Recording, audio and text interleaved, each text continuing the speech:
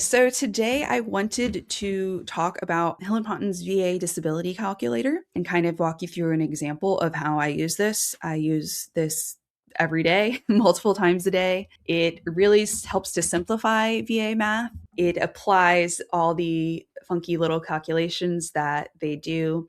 That way you don't have to use the VA's rating tables to do it. You can do this by paper, absolutely. This is just a much easier way. Very convenient. I love this feature. I'm looking at a veteran today who, if we were using regular math and just adding up their ratings, they would easily have 100%.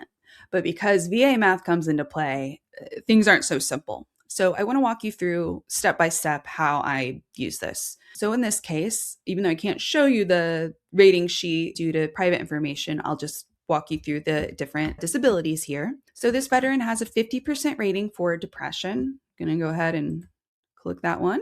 They also have a 30% rating for sleep apnea. I'm just clicking on the numbers. I have not yet clicked on these left arm, right leg buttons, but we're about to. So VA has what's called the bilateral factor. This applies for the entire extremity. So you would use this button if it was like a left hand condition, or this if it was a right foot condition, for example. Essentially, VA has a little multiplier on disabilities that affect both sides of the body. So say you have an injury to both knees, that's going to get rated. There's a little bit of a multiplier that goes in than if you were to have just one knee rated. Just know that's why we have these options for the different sides of the body. And I'm going to use it now because the next rating for this veteran is a 20% rating for right shoulder strain. So when you're using the calculator and you are dealing with a shoulder, knee, arm, hip, foot, leg, anything that you have two of, go ahead and specify before you put the rating in. So here, because the veteran has a right shoulder strain, I'm going to click right arm and then the 20%. So that's going to apply the bilateral factor. As you can see, the numbers are changing on the side here. So again, if we were using regular math, we've got 50 plus 30 plus 20 is 100, right? VA, it's 70. So this is really helpful / frustrating to see the way that these ratings come out to in VA math. Our next rating we're going to put in is 20% for hypertension. The next one after that, we have left lower extremity radiculopathy, and that's a 20%. Again, because it's the left leg, we're going to click that button first to let the calculator know to apply the bilateral factor, 20%. Next rating is 20% for the right lower extremity. Okay. And after that, we've got cervical strain, 20%. Now look at all, see how each time we're adding something, it almost seems like each time it's like, okay, this is going to be the one that gets us to 100. Now we have a few more left. We've got 10%. So we've got a left knee, got a right knee, and tinnitus, 10%. There's a few other ratings, but they're just 0.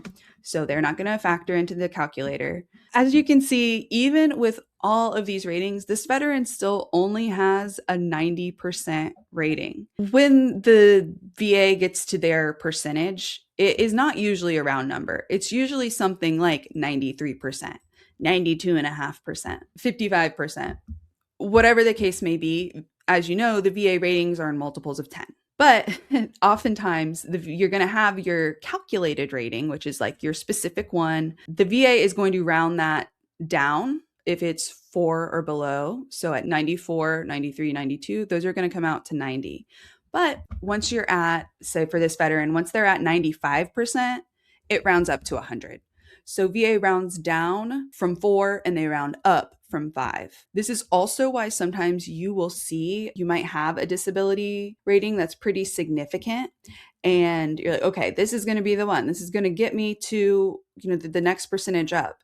And you're still continued at the same percentage you had before. It's probably due to the calculated rating. I'm going to re-put these disabilities in, but I want you to pay attention to how this changes, the calculated rating.